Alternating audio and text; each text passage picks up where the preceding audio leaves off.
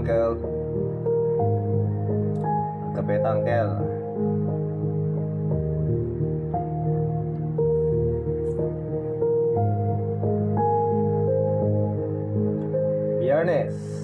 Biyernes ng umaga dito sa Asia, sa Pilipinas, dito po sa aming lugar, dito po sa Ilocos Norte, sa Lawag City.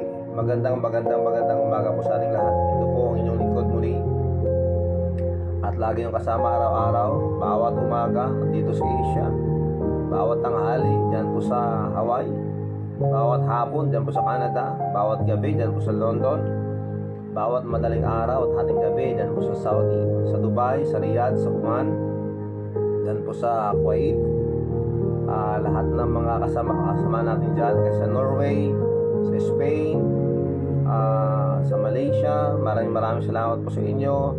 Good morning, happy hour po sa ating lahat, na tayo ay datnan at tinatnan ng ating pong programang Morning Coffee Devotion, na meron po tayong kapayapaan sa buhay, may galak sa ating puso, dahil ngayong umagang ito pag-usap-usapan na naman natin ang salita ng Diyos. Kaya magandang umaga sa ating lahat. October 16, 2020 dito po sa Pilipinas. Napaka buti ng Panginoon, dahil sa panahong ito dito po sa ating pong probinsya, dito sa Ilocos Norte, doon na open na po ang mga na pwede nang pumasok ang mga turista. Sa awa ng Panginoon, hindi po nadagdagan yung mga biktima ng COVID-19. Napako na po tayo sa 125 ng ilang araw, 125, sana hindi na po madagdagan. And very good news is that 5 na lang po yung active cases natin dito sa Ilocos Norte. Opo, tama po yung narinig nyo. 5 na lang po ang mga active cases dito sa Ilocos Norte. Kaya napakabuti ng Panginoon. Sana darating ang araw bukas sa makalawa, COVID-free na naman ang Ilocos Norte. Yun ang ating tinitignan, na sa ganun mas mabigyan pa tayo ng mas maluwag na guideline para po magawa natin ang mga dapat natin gawin, lalong-lalo na sa ating mga pagtatrabaho, sa pagbabiyahe. Ingat-ingat po tayo palagi. Hindi dahil 5 na lang po ang mga biktima, parang normal na ang ating mga ginagawa. Hindi po. Kailangan pa rin natin sumunod sa mga guidelines. Kailangan pa rin natin magsuot ng face mask. Kailangan pa rin natin magsuot ng face shield. Pagpapasok tayo sa mga establishmentong kailangan ng face shields. Hindi man tayo makapasok nun . Saka one thing more, sa mga nagko-commute dyan, sa mga nagko-commute, mga kakape,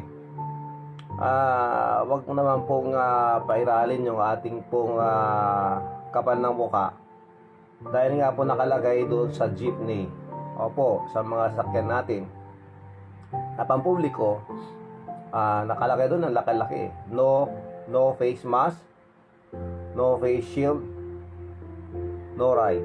Tama po ba? Yun po ba ay kailangan natin gawin? Yun ba ay kailangan nating sundin? Siyempre naman, dahil po pag hindi po natin ginawa to, na alam natin na ito ay isa sa mga paraan para makaiwas po tayo sa sakit, sa mga viruses na pumapasok po sa ating pong katawan, kailangan po nating sundin ang mga guidelines na ito, dahil nga po nakakatulong po sa atin. At kung ayaw mong sumunod, parang ayaw mo na, huwag ka mandamay ng iba. Kaya sa panahong ganito, mga kapatid at mga kape, kailangan po natin ng pag-unawaan, pagmamahalan, malasakit sa kapwa. Yan po. Kaya dapat magkaroon ka ng tinatawag na self-discipline. Kailangan po natin yan. Disiplina sa sarili. Kaya saan tayo pupunta, kailangan natin yan. Napakahalaga po na ating pong sundin ang mga guidelines na binibigay sa atin ng ating pamahalaan, para po maayos po ang ating pong tinatawag na pakikitungo sa bawat isa. Hindi lang po dito sa Ilocos Norte, yan mga kakape. Pero, kailangan din natin yung i-practice kahit saan tayo pupunta. Kahit saan dako ng mundo ka naroon, kailangan nating laging maging maingat dahil nga po ito ay isang pandemya.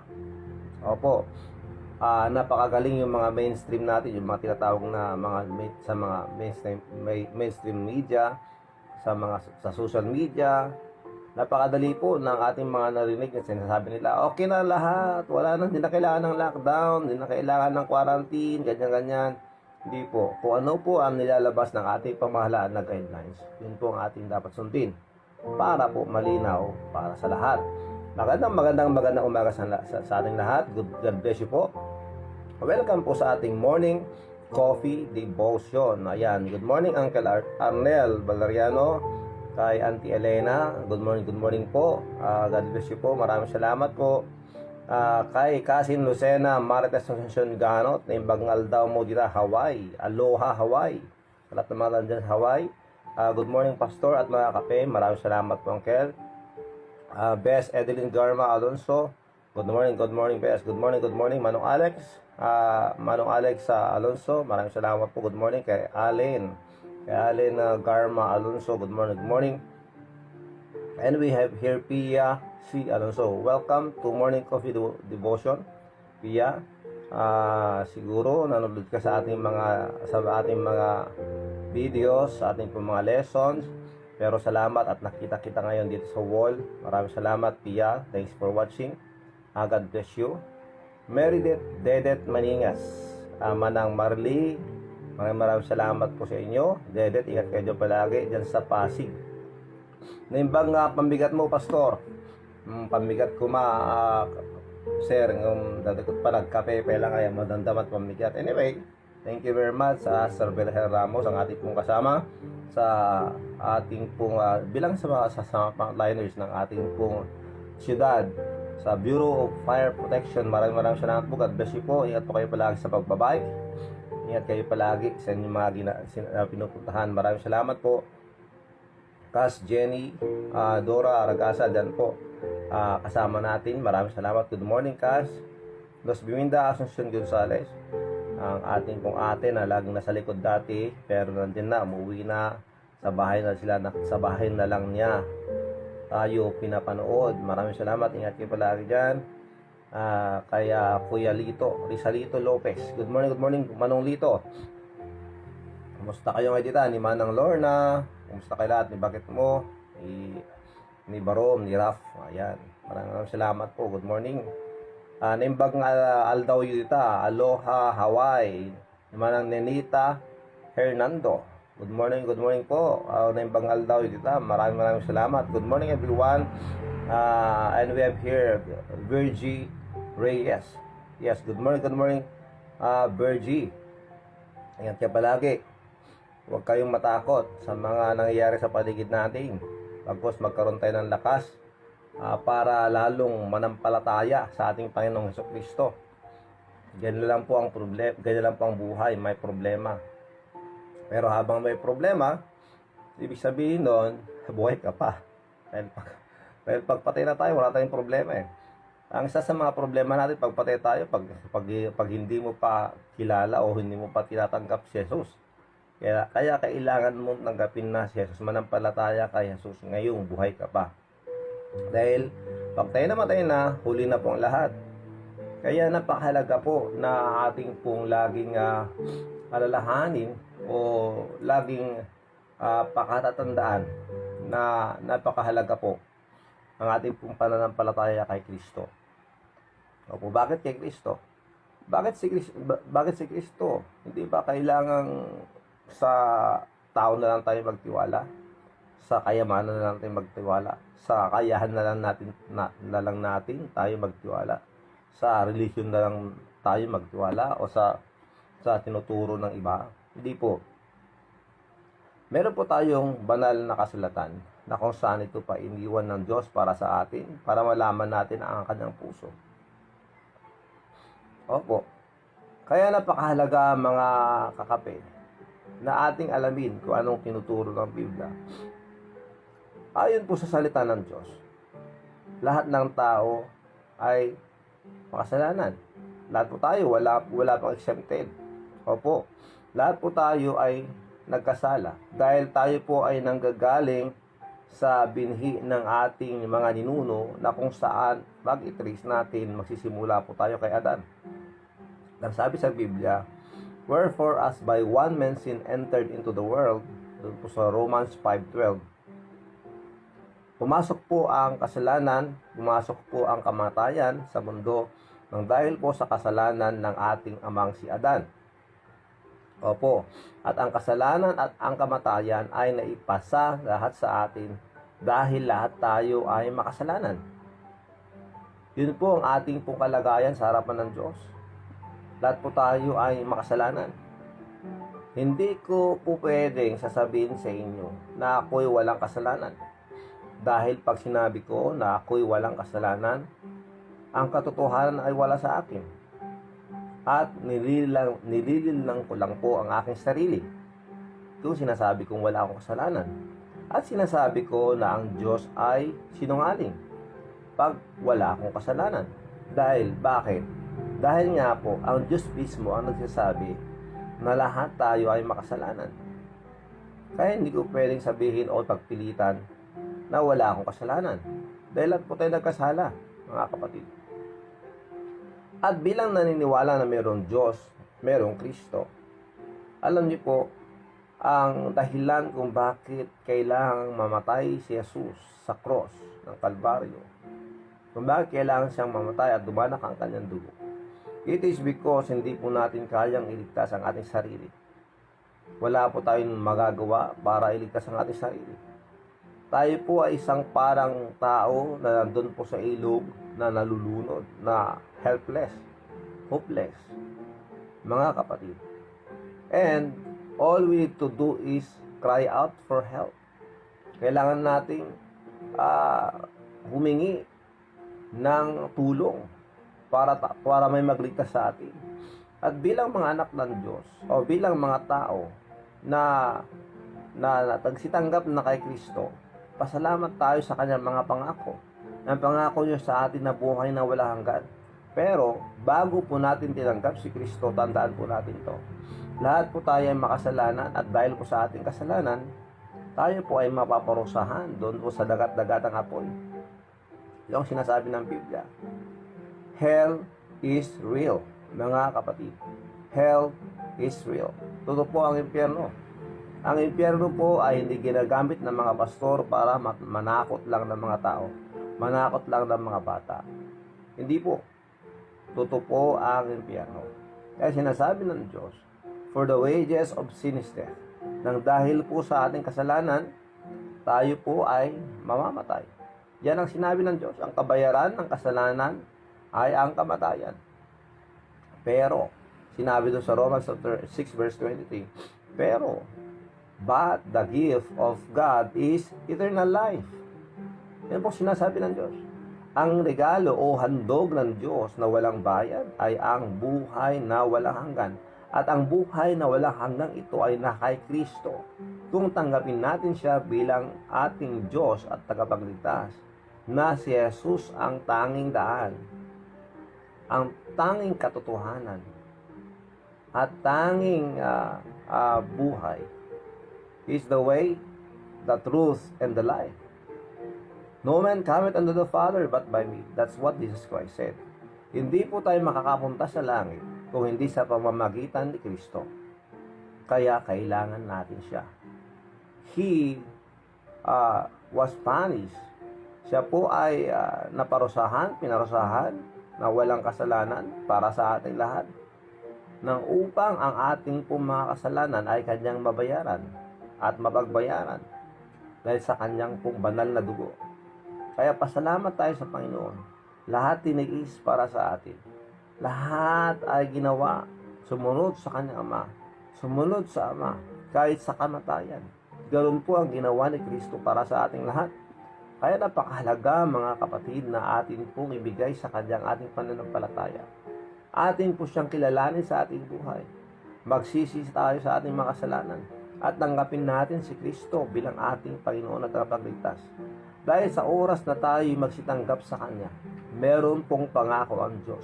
Ang pangako ng Diyos sa lahat na nagsinasampalataya kay Jesus Kristo ay buhay na walang hanggan. Wala pong exempted dito. Kung nais mo na ikaw ay magkaroon ng buhay na walang hanggan, lumapit ka lang sa Kanya at tanggapin mo siya bilang iyong Panginoon tagapagligtas. Dahil po ang sinabi ng Juan 1:12, ang sinasabi dun mga kapatid, but as many as receive Him, to them gave He power to become the sons of God, even to them that believe on His name. Sa lahat po ng mga nampalataya sa Kanya at nagsitangkap kay Kristo bilang kanilang Panginoon at tagapagligtas, sila po ay nagkaroon ng karapatang maging anak ng Diyos. Kaya kung ikaw ay isang nag-iisip at pinag-isipan ang inyong kalagayan, kailangan mo si Kristo sa buhay mo. Tanggapin mo siya sa buhay mo ngayon. Dahil hindi po natin alam ang mangyayari sa atin. Because when our life here on earth will expire at hindi pa natin tinanggap si Kristo, it will be too late. Wala na po. Wala tayong magagawa. And the Bible says, and as it is appointed unto men once to die, but after this the judgment. Kaya napakahalaga na ngayong buhay pa tayo. Ngayon na ang panahon para tayo ay magsisi sa ating kasalanan. To repent from our sins and to look unto Jesus. To accept the Lord Jesus Christ. To receive Him as our Lord and Savior. Yan po. Diyan lang po tayo magkaroon ng pag-asa. Dahil siya lang po ang tunay na ating pag-asa. Ang tunay na pag-asa at magbigay sa atin ng buhay na walang hanggan. Si Kristo lamang, exclusive. Wala nang iba. Why not accept? Why not receive the Lord Jesus Christ now as your Lord and personal Savior? If you want to accept Him, if you want to receive Him, kung gusto mo siyang tanggapin ngayon, why not pray with me right now habang maaga pa, kapatid at kaibigan? Tayo manalangin. Sumunod ka sa panalangin na ito. Panginoong Jesus, ako ay iyong patawarin sa lahat ng aking kasalanan. Panginoong Jesus, ako ay nananampalataya sa inyo. Tinatanggap kita sa buhay ko bilang aking Panginoon at tagapagligtas. Maraming salamat po sa kaligtasan na ibinigay mo sa akin.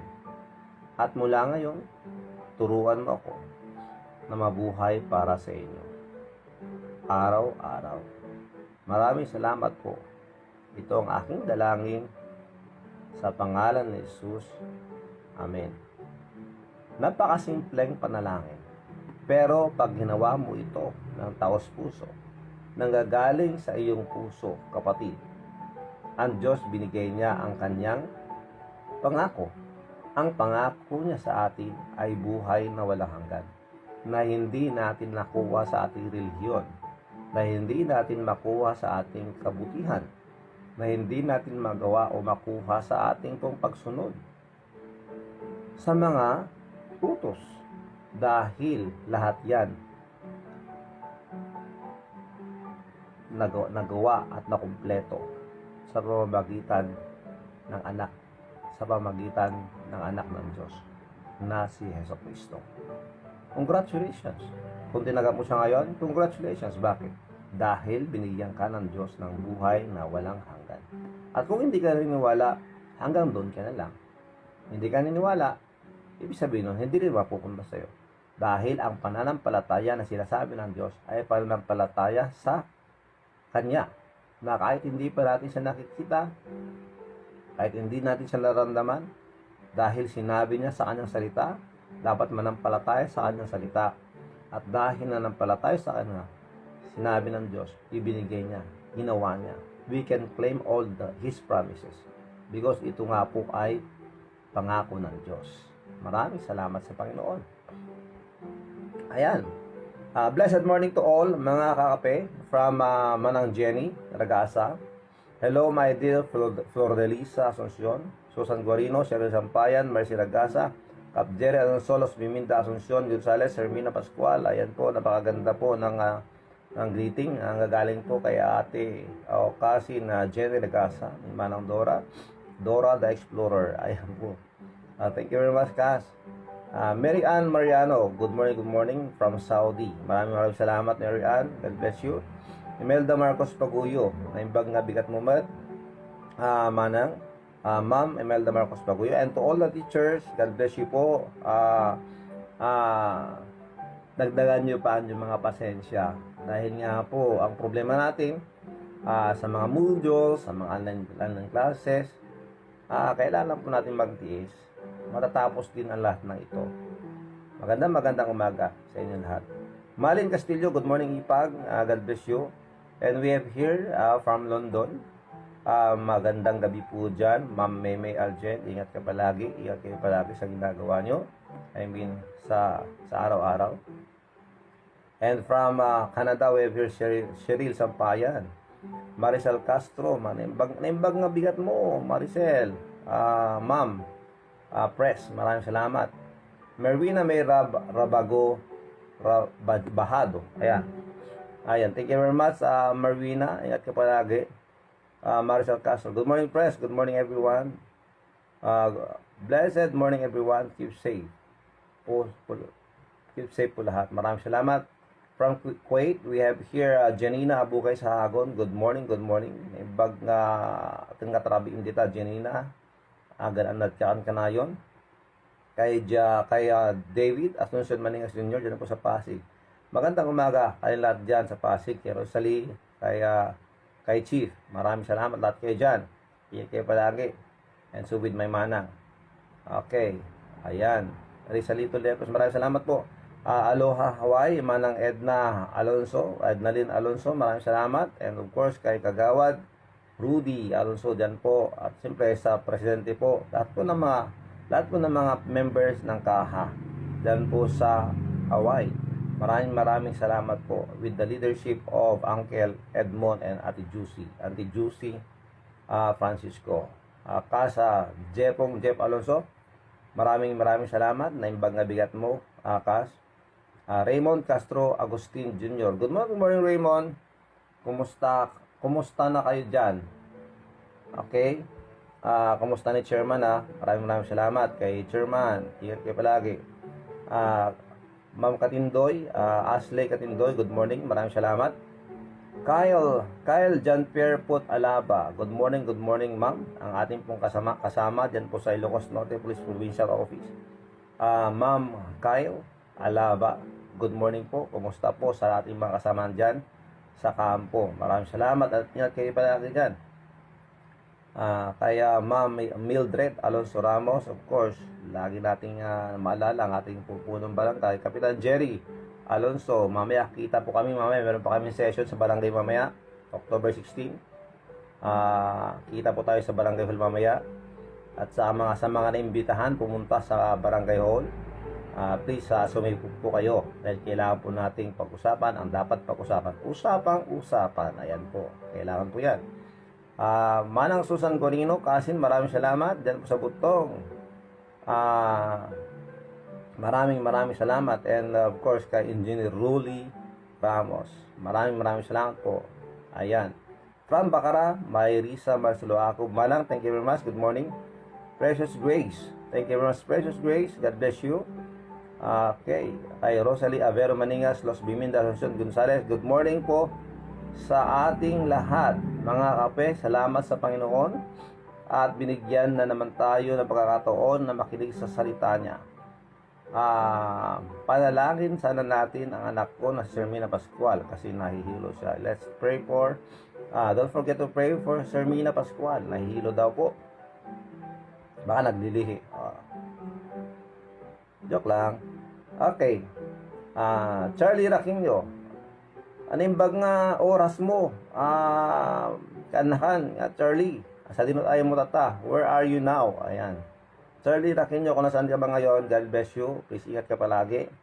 And don't forget, nandito kami sa Pilipinas, naghihintay sa iyo kung darating ka ulit. Kita ulit tayo pagpunta ka dito. Lelumina PJ, dyan po sa Nicolas. Good morning. Maraming salamat. Priscilla Laran Corpus. A blessed Friday morning to everyone. God bless us all and stay safe. Thank you very much for that. Good morning din, brother. God bless po. Okay. So, ayan po ang ating mga greetings. Kung meron kang mga greetings, birthday greetings, prayer request, sabi nyo lang po. And we will pray now. Tayo manalangin na. Tapos punta po tayo sa ating paksal na pag-usapan. Napakaganda po ng ating pag-usapan ngayon. Kakaingit talaga. Ayan po ang ating pag-usapan ngayong umaga. Let's pray. Our gracious Heavenly Father, muli Panginoon, kami po ay lumalapit sa inyo na meron pong pagpapakumbaba. Maraming salamat sa umagang ito. Maraming salamat sa lakas, sa kalakasan, sa kalusugan, sa buhay. Maraming salamat po.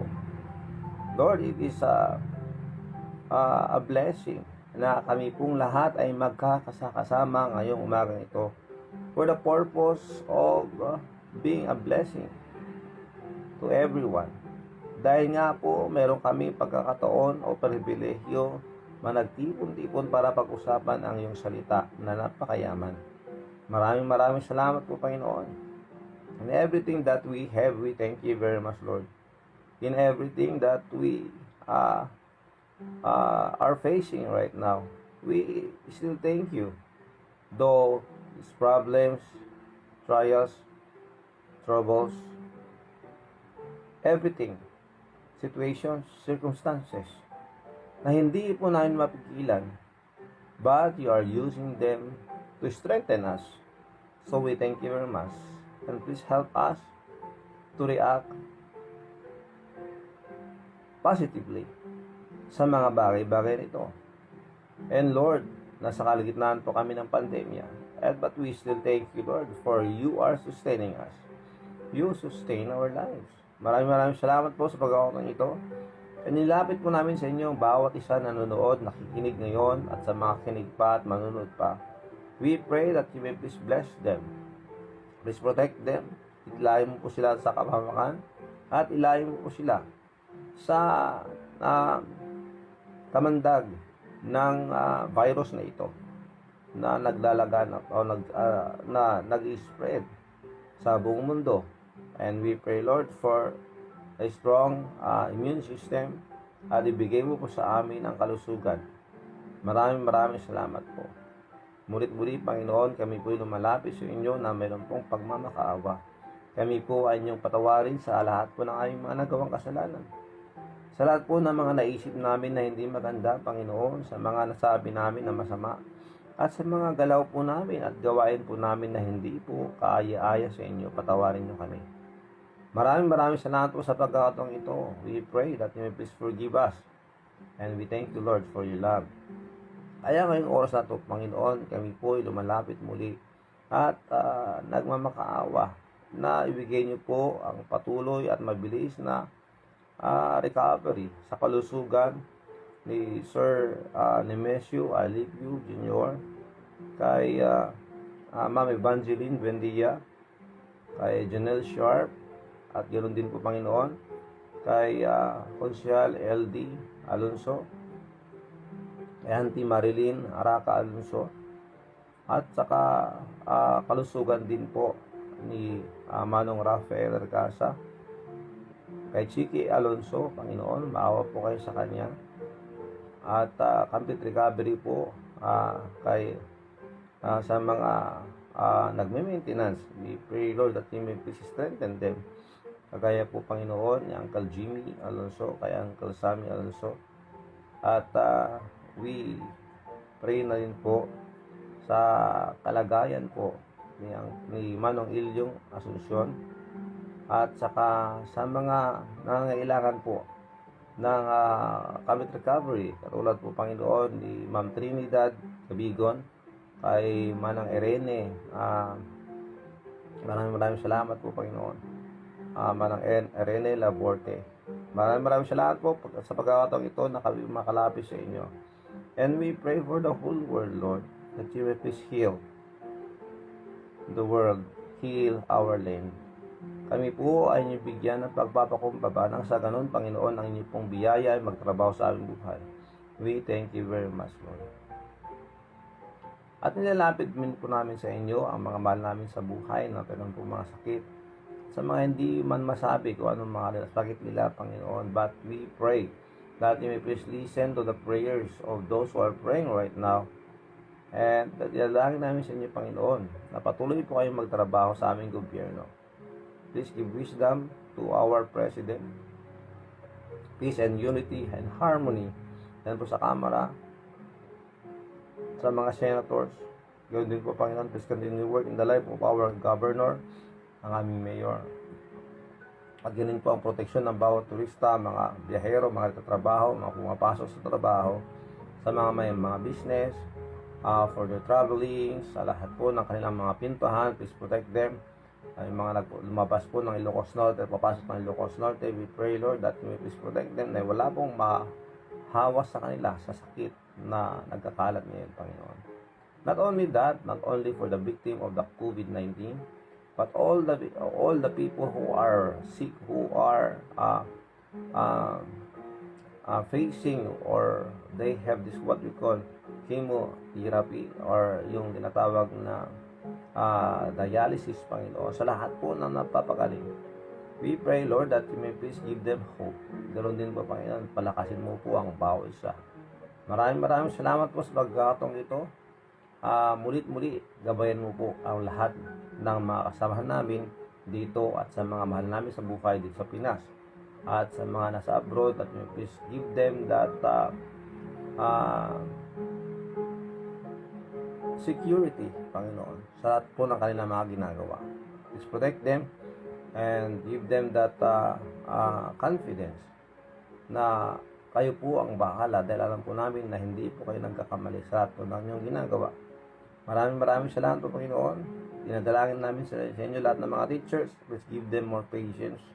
At ganoon din po, Panginoon, sa mga kailangan nila, sa mga papers, sa mga inks, sa pag-print at sa pagtuturo, that may please hindi po sana mangyari ang interruption when it comes to online classes. Maraming salamat po, awa po kayo sa bawat isa. Ito po ang aming dalangin. Maraming salamat po. At kung meron mang hindi nabanggit ng mga pangalan na kailangan po may panalangin, we pray, Lord, you know who they are. But we pray, Lord, that you please humble us all the time. Maraming salamat po itong dalangin sa pangalan ng Jesus. Amen and Amen. Magandang umaga po sa ating lahat. Maraming salamat sa inyong pagsama. Yes, good morning. Roxana Baniket, maraming salamat. Erin Cristobal Domingo, maraming salamat po. Mary Elaine Barruga, welcome po sa Morning Coffee Devotion. Kay Ma'am Hazel Cassandra Sacco, yes, nasa Pirateson sa Nigeria. Yes, we will pray for that. And we pray for also for Shermina Pascual. Okay, maraming salamat po. Lord, please gabayan mo po si Charlie sa kanyang pong paglalayag, at ganoon din po, Panginoon, kay Shermina Pascual sa kanyang pong kalagayan ngayon. Maraming salamat po, and we pray for all the birthday celebrants. Please protect them, give them more birthdays to come, good health, Panginoon, that they may use this chapter of their lives praising you and serving you. Maraming salamat po. Ito ang aming dalangin sa pangalan ng Jesus. Amen. Alam nyo, kung manalangin tayo, huwag po tayong magsawa. Kailangan po natin yan. Yun pong ating lakas. Ay maraming salamat po sa ating lahat. Ayan, Lani Takiwag, maraming salamat po, Ma'am Lani. Good morning po. Ayan, maraming salamat sa lahat po ng mga kasama natin ngayon. God bless you. Okay, gusto ko lang pong batiin ang mga mag-birthday ngayon, ha. Kay Mickey Tomas, happy birthday. Kay J.R. Castro, happy birthday. Kay Arlene, happy birthday. Kay Macmac Clemente, happy birthday. Charmaine Alonso, happy birthday, Charmaine Alonso. Maraming salamat. And from kay Don Dan Ella Dawang, yan. Kay Dominador Duldulao, yan po sa Balakad. Kay Junior Lorenzo, kay Alexander Vidad Asuncion, okay, Kasin. Alexander Vidal Asuncion, happy birthday sa iyo. Ayan. Kay Princess Grace Ungkoy, happy birthday. At sa aking pong bus diyan po sa Gabo, kay Sir Rudy Clemente, happy birthday sa inyo.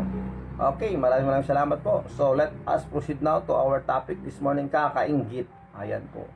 Pag sinabi natin kakainggit, mga kakape, Talagang nakakaingit.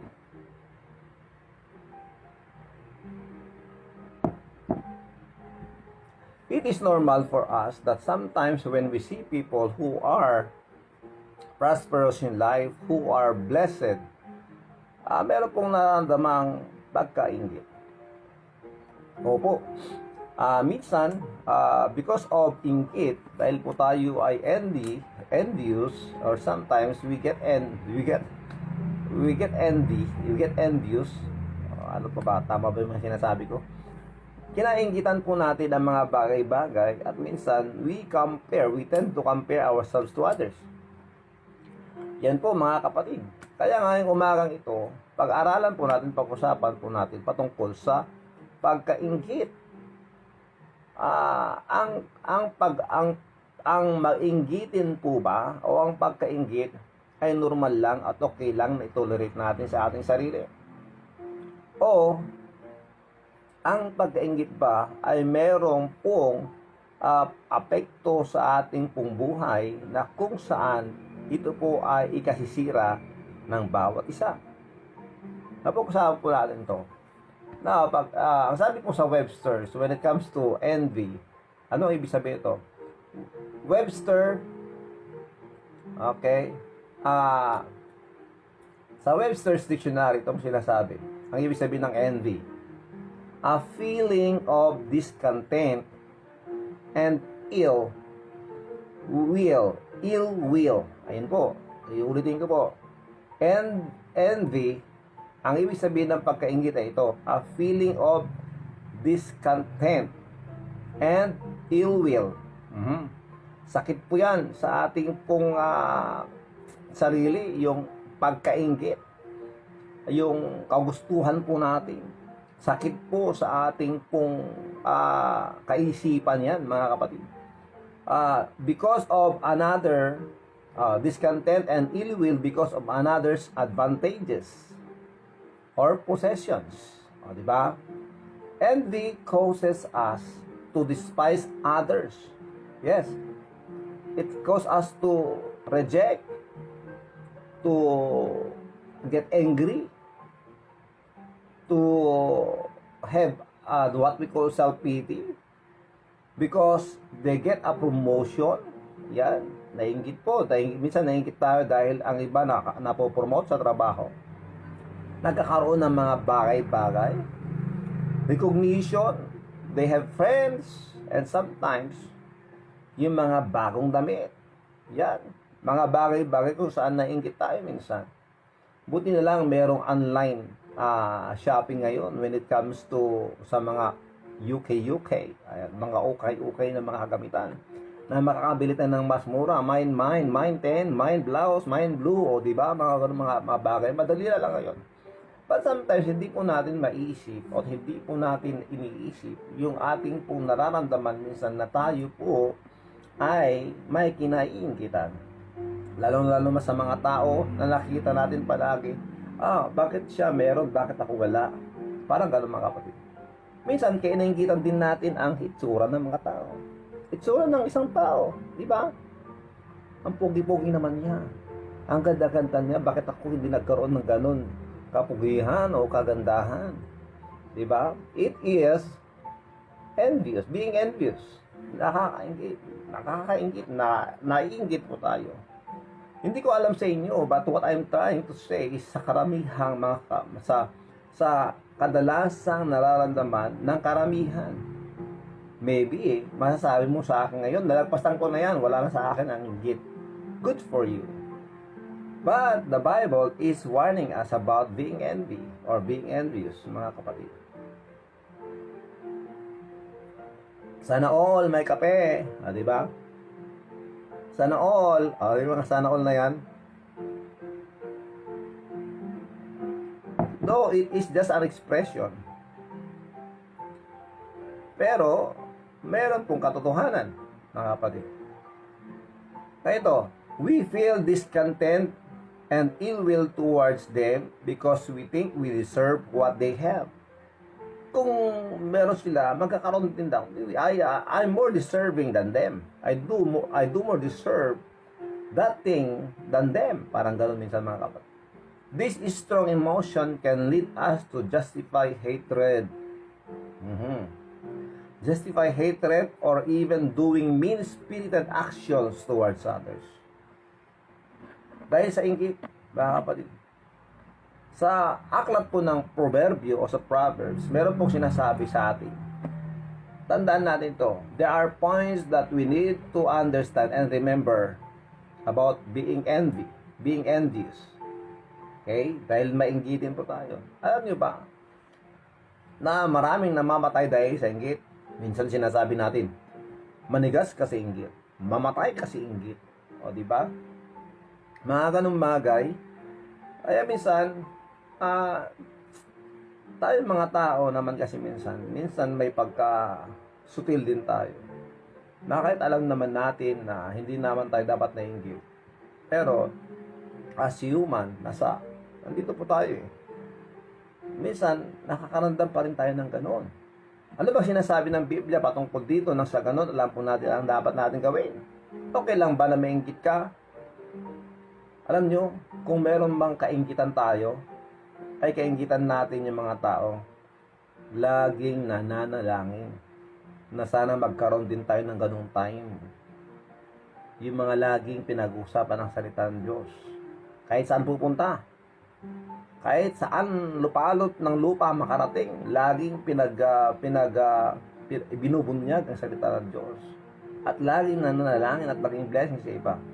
Kainggitan natin yung mga mabubuting ginagawa ng mga ibang Kristiyano o mga anak ng Diyos. Na yun ang ating magiging pattern. That's why we as believers, we need to be a pattern of good works.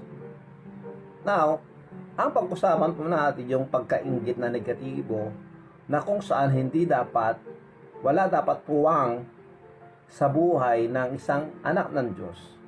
Ito, first point na ating pong pag-usapan na ito. Do not envy those who became wealthy for evil deeds. Okay, tatagulugin ko sa mga hindi nakakaintindi na masyado katulad ko. Ito po. Huwag kayong mainggit sa mga naging mayaman dahil sa paggawa ng kasamahan. Ayan. Dahil may kanon, isang linggo, isang buwan pa lang yung kanyang trabaho, makakabili na yan ng video okay. Makakabili na yan ng 48 inches or 60 inches television. 3 buwan pa lang sa trabaho, makakabili na yan ng isang Honda Jazz. O, di ba? Yung mga alam nating meron ng sikreto sa buhay at ginagawa nila ay illegal. Sinasabi dito mga kapatid, kahit na sila ay yayaman, wag natin silang kainggitan. Proverbs chapter 3 verse 31 to 32. Envy thou not the oppressor, o mga mapang-api. Wag natin silang kainggitan kahit sila yumaman. And choose none of his ways, at huwag kang sumunod sa kanyang, huwag mong piliin na sumunod sa kanyang mga daan o sa kanyang mga ginagawa o paraanan. For the froward is abomination to the Lord, dahil ang mga ginagawa nila ay kasuklam-suklam sa harapan ng Diyos. But his secret is with the righteous. But his secret is with the righteous. Dahil hindi po natin maipagkaila, hindi po nila maitatago yung kanyang mga ginagawa sa katotohanan o sa tinatawag nating katuwiran, mga kapatid. Yung sinasabi dito ng Panginoon sa ating bawat isa, wag natin silang kainggitan.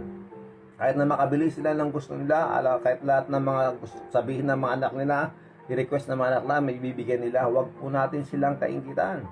Dahil alam natin mga kapatid, kagaya na sinabi ng Diyos, wag natin silang kainggitan sa kanyang pong mga sa meron sila, kung anong meron sila, dahil alam natin na hindi naman po tama ang kanilang ginagawa. Kaya kung ang isang tao ay yumayaman dahil sa kanyang illegal na ginagawa, huwag po natin silang kaingitan. Imbes, kaawaan po natin sila. Kawawa po sila, mga kapatid. In Proverbs chapter 24 verse 1, Be not thou envious against evil men, neither desire to be with them. Alam mo nang mali ang ginagawa nila. Kung alam mong mali ang ginagawa nila, kahit na ikaw ay ino-offeran ng malaking halaga para sumunod sa kanila at ma-recruit kanila, wag na wag tayong sumama sa kanila. Yung sinasabi ng Diyos, be not thou envious against evil men, neither desire to be with them. Maraming mga ganyan mga kapatid, dahil sa pagkainggit, ayan, gusto ko rin, gusto ko yan, gusto ko to, at sinabi, ino-offeran siya ng malaking halaga, o sige, susunod ako. Pero isang beses lang ha, pag isang beses na yan, nagkaroon, malaki, susunod ulit yan. Meron pang susunod yan, na gagawin niya, dahil nga, ang key dito mga kapatid, ay nainggit siya, at sumunod sa kanyang ginagawa. And God warns us about this, na hindi tayo dapat sumunod sa kanila, at huwag natin silang kainggitan. Tandaan po natin yung mga kapatid. Okay, pangalawa mga kapatid na puntos na ating pong pag-usapan. Our life is temporary and God will reward those who will follow Him. Nakakatulong din, di ba? Ang ating pong buhay ay saglit lang, sandali lang dito sa lupa. Temporary po ito. Hindi po panghabang buhay ang mga bagay-bagay na meron tayo. And we know that all things that we have will deteriorate. Hindi lang po yun. Ang kotse, pag binili mo yan na brand new, pag dinrive mo yan pa uwi ng 4 kilometers, naku, bababa kagad ang presyo niyan. Ganoon po yan. May cellphone kang bagong cellphone. Bukas sa malawa, isang buwan, meron ng mas magandang bago at mas mura kaysa dyan sa hawak mo. Can you imagine having a cellphone worth 100,000 pesos? 200,000 pesos? Nakakaingit naman. Di ba?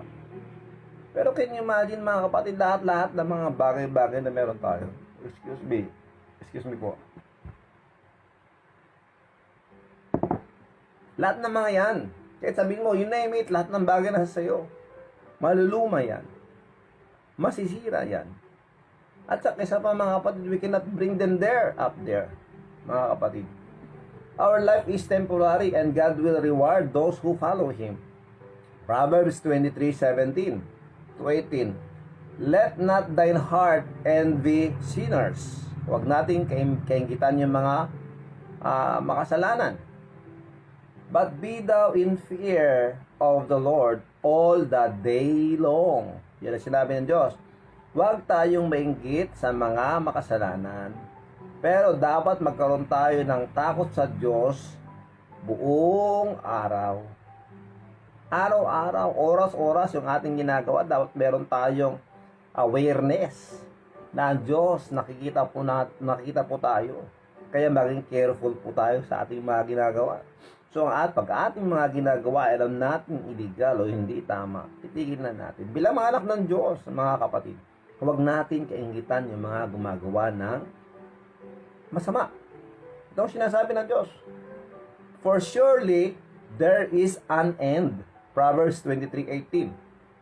For surely, there is an end. Meron pong katapusan sa bawat bagay, sa lahat-lahat. Opo. And thine expectation shall not be cut off. Tandaan po natin yung mga kapatid, sa lahat ng bagay meron pong wakas. Sana'y wala ng wakas. O diba? May wakas din yan. Lahat ng istorya may wakas. Opo, mga kapatid. Now, natandaan natin yung nangyari, yung ating pong lesson kahapon. Anong klaseng aklat ka? Anong klaseng istorya ang iyong ipinapakita at pinapabasa sa lahat ng tao na sa paligid mo. So, napakahalaga yung ating testimony, mga mahal sa buhay, mga kakapit. So, ang sinasabi ng Diyos, lahat ng bagay na ito ay temporary. Proverbs 28:14, ito mong sinasabi, happy is the man that feareth always. Masaya, mapalad, ang mga tao na laging may takot. But he that hardeneth his heart shall fall into mischief. Pero yung mga matitigas ang puso, sila po ay babagsak. Yan pong sinasabi ng Diyos. Dahil kagustuhang kumita ng mas malaking halaga at kumita at magkaroon ng mga bagay-bagay na gusto nila, pinapatigas nila ang kanilang mga puso at ginagawa na lang yan kahit alam nilang masama. And God says that, at remember this, hindi po natutulog ang Diyos. Alam po niya ang lahat niyan. Dahil lahat ng ito, mga gumagawa ng mga ganitong bagay, sila po ay babagsak sa tamang panahon. At kahit na magsisi sila, huli ng lahat, mga kapatid.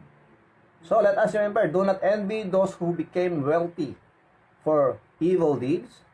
Let us remember, our life is temporary, and God will reward those who follow Him.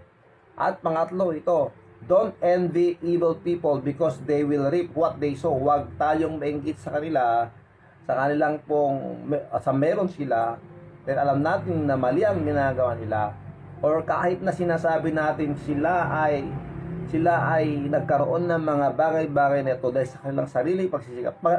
Sariling pagsisikap naman yun, di ba? Yung isaw-saw mo ang iyong paa, dadalhin mo sa ukay ang isang paa mo dahil nga gusto mong kumita. Ibig sabihin yung kakapit sa patalim minsan, yung sinasabi natin. Pagsisikap din naman yun, di ba? Pero ang sinasabi ng Diyos, wag natin silang kaingitan. Dahil kung ano ang iyong tinanim, yun ang iyong didilingan. Tandaan natin yan. Kung ano ang tinanim, yun ang iyong aanihin. Mas marami tayong aanihin kaysa sa ating tinanim. At maghihintay pa tayo ng lilipas na mga araw, ng matagal na panahon, at tayo ay aani rin. Yan po sinasabi ng Biblia. Don't envy people because they will reap. Don't envy evil people because they will reap what they sow. Proverbs 24:19-20. Ito sinasabi ng Biblia, mga kapatid.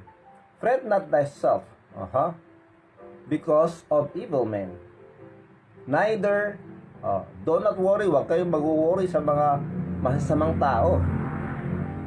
Neither be thou envious at the wicked. Hindi ka rin dapat nainggit sa kanilang mga ginagawang mali o kasamaan. At lumayo ka sa kanila. For there shall be no reward to the evil men. Wala po silang matatanggap na gantimpala na nanggagaling sa Diyos. The candle of the wicked shall be put out. Lahat ng kanilang kasayahan, lahat ng kanilang kaligayahan, mawawala po lahat yan. Tandaan po natin, mga kapatid. Kaya huwag tayong mainggit, mga kapatid. For there is no reward to the evil men. God will not reward them. Though they have these possessions, things that they have, let us remember, huwag natin silang kainggitan. In Psalms chapter 37 verse 1, huwag kayong mag-aalala sa mga gumagawa, o huwag kayong mag-aalala sa mga gumawa ng kasamaan. Dahil, at huwag kang mainggit sa kanila, sa kanilang mga ginagawa, na pansarili lamang, kahit na malaki ang kanilang kinikita, mga kapatid. Galatians 6:7, itong sinasabi, be not deceived, huwag kayong loko, huwag kayong magpalinlang. God is not mocked, hindi po naloloko ang Diyos. For whatsoever a man soweth, that shall he also reap. Kung ano ang tinanim ng isang tao, yun din ang kanyang aanihin. So, tandaan natin yan. Do not envy to those who became wealthy because of evil, for doing evil deeds, or for doing evil. Our life is temporary, and God will reward those who follow Him. Pangatlo, don't envy evil people because they will reap what they sow. At ito pa, pang-apat at huli. Huli na. Envy will have a negative effect on a person's health. Narinig nyo ng tama yun, mga kape. Ang pagiging mainggitin, it will create ah, tawag dito, problem in our health, sa ating pong kalusugan. Envy will have negative effect on a person's health. Opo. Proverbs 14:30. A sound heart is the life of the flesh, but envy the rottenness of the bones. Ito ang sinasabi na ito, mga kapatid. Ang puso na maayos, ang puso na nasa ayos, ay magkakaroon ng buhay o lakas sa kanyang katawan. Pero ang mainggitin, masisira ang kanyang mga buto. Tandaan natin to, mga kapatid. Ang buto ang source ng malinis na dugo. Tama po ba, doktora? Ang buto natin, mga buto natin, ito yung mga source ng ating pong malinis na dugo. Na kung ikaw ay mainggitin, mga kapatid, nagiging dry po yung ating buto at hindi po niya masuplayan ng ating katawan ng malinis na dugo na dadaloy sa ating katawan. And what will happen? Babagsak po ang ating katawan. But envy the rottenness of the bones. Ang pagiging mainggitin o pagkainggit ay nakakasira po sa ating katawan. Hindi lang po yun, makinig kayo lilis tayo ng konti sa pagiging mainggitin. Sa Proverbs chapter 12 verse 4, itong sinasabi. A virtuous woman is a crown to her husband. Ang masipag na babae ay korona sa kanyang asawa. Hindi coronavirus to Ang masipag na babae ay korona sa kanyang asawa. A reward to her husband. But she that maketh ashamed is a rottenness in his bones. Pero pag ang asawang babae ay nakapagbibigay ng kahiyaan sa kanyang asawa, masisira din po ang kanyang kalusugan. Kaya sinasabi ng Biblia.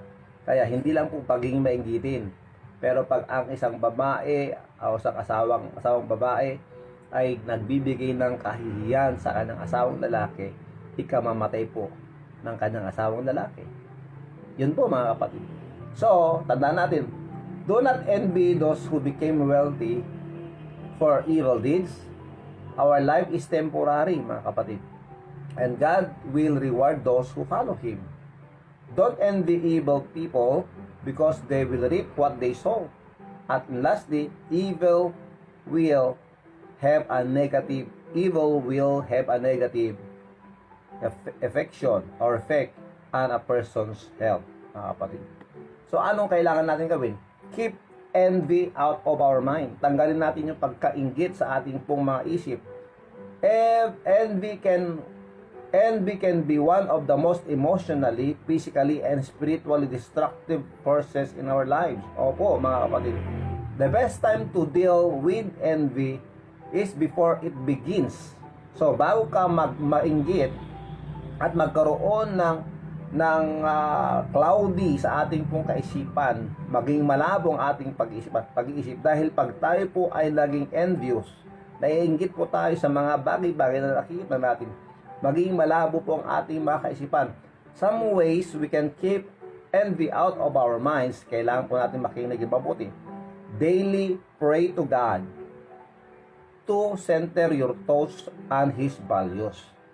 Pag-isipan po natin palagi at lagi tayong mag-pray at magfo-focus po tayo sa mga bagay-bagay na ipinapagawa ng Diyos sa atin, dahil marami tayong dapat gawin na mas mahalaga kaysa sa pagpapayaman, mga kapatid, na tinutularan natin ang mga taong hindi dapat tularan, mga kapatid. So, let us pray daily for God. Amen?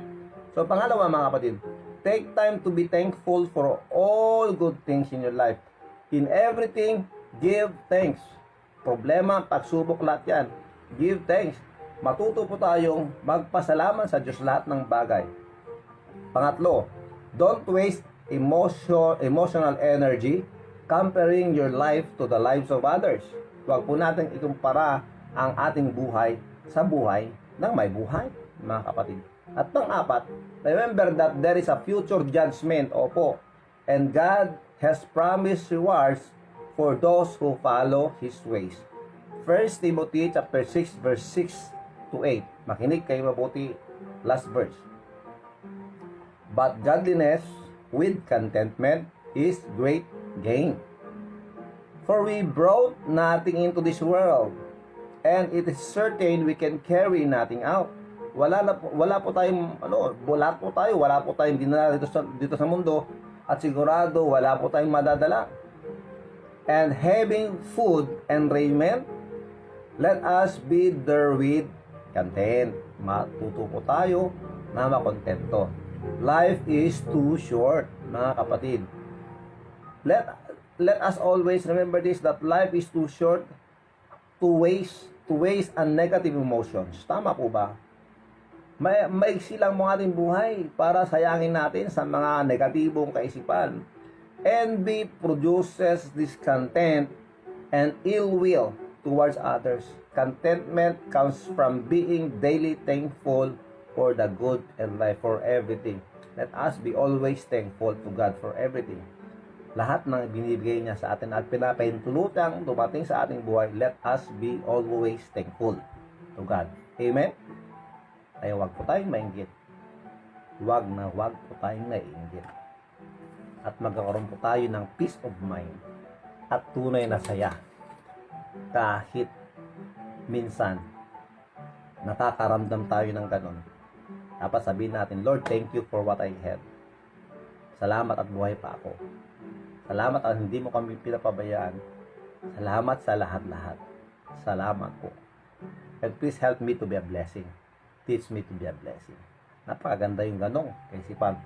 Positive, mga kapatid. Maraming salamat. Tayo po yung manalangin. Dakila namin Diyos, maraming salamat po sa pag-aaral at sa inyong salita. Maraming salamat po. Please bless each every one of us. Maraming salamat po sa lahat-lahat. Maraming salamat po sa mga bagay-bagay. At turuan mo po kami na maging kontento sa lahat-lahat po na inyong binibigay sa amin. And someday, you will reward us for everything that we have done or we do. Maraming salamat po. Please bless all the viewers, the listeners, lahat-lahat po.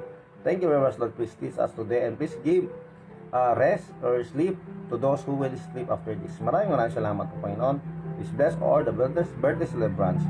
In Jesus Christ's name, we thank you very much. Amen.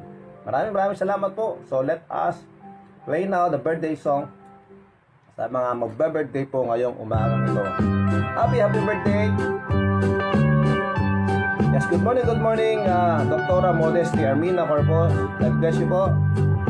Ang oras mo natin ay 6:34 and time brought to you by the Generica Drugstore. Ayan po. Ayan. Maraming salamat po. Happy birthday! Happy birthday! Manang Sosan, maraming salamat. Good morning. Happy birthday to you. Yes, Sister Marites Jacinto, good morning. Maraming salamat. John Mar Asuncion, thank you. Yes, good morning. Maraming salamat. Julius Francisco. Jaden Castillo, maraming salamat. CD Manuel Alonso, good morning. Judith Rampas. Jerovic A. Chano, sir, good morning. Yes, Nelson Failano, maraming salamat po. Pastor, maraming salamat po. Sir Rajes, San Juan, Sir Isyo, maraming salamat. Auntie Marilyn Raka, maraming salamat po. Also, Auntie Marilyn, thank you very much. Sonny Boy Bagay Dalere, maraming salamat. Good morning. Happy birthday. Yes, Judith Rampas, maraming salamat. Ma'am Jeon, Juan Reynon, Vernon Domingo, Rodalisa Asuncion, maraming salamat po. Manang Mercy, Albayani, Hernando, maraming salamat po. Good morning. Roxanne Baliged, maraming salamat. Eric Cristobal Domingo. At lahat po kayo, maraming salamat. God bless you po. Sana'y marami pang birthday ang